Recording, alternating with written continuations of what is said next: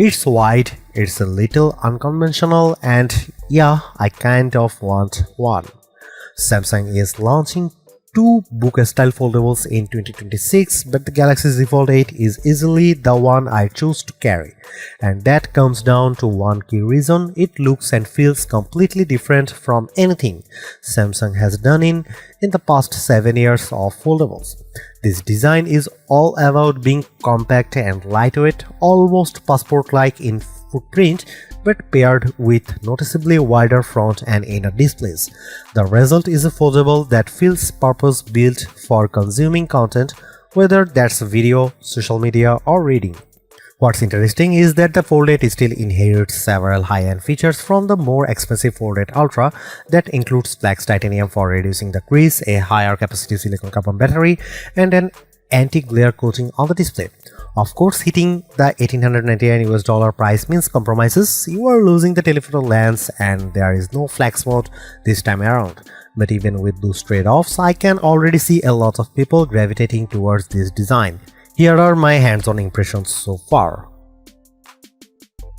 Samsung is officially launching the Galaxy Z Fold 8 on August 7 with pre-orders opening today, July 22.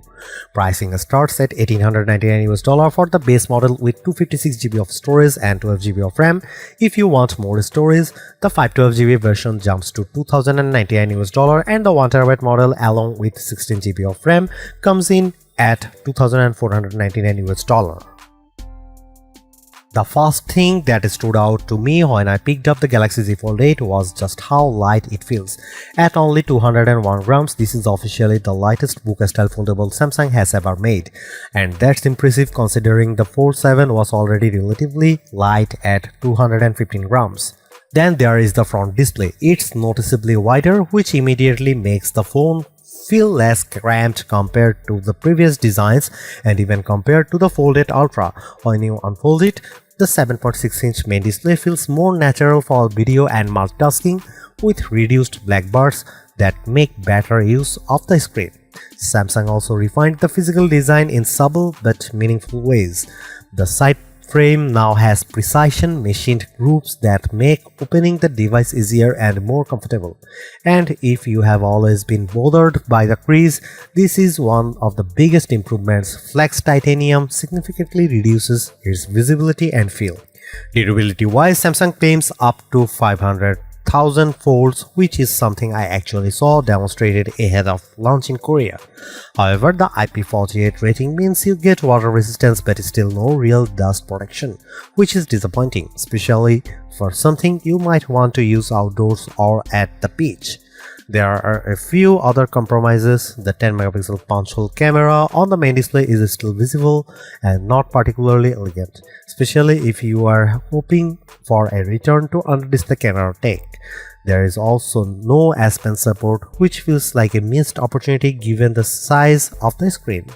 In terms of dimensions, it's slightly thicker than the Fold 8 Ultra when unfolded, but it never feels bulky. And when it comes to colors, lavender stands out the most alongside graphite cream and an online exclusive pistachio option. It's worth noting Samsung isn't the first to try a white foldable design. Huawei has done something similar, but that device is heavier, thicker, and not available in the US, which makes Samsung's approach more relevant here.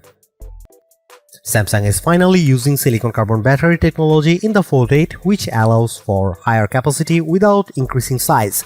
You are getting a 4800 mAh battery, up from 4400 mAh in the Fold 7 despite the more compact design.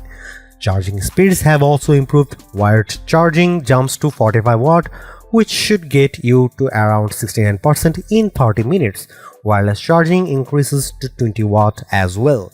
However, there is still no built-in magnetic system like MagSafe. You'll need a compatible case for that, which feels like a missed opportunity.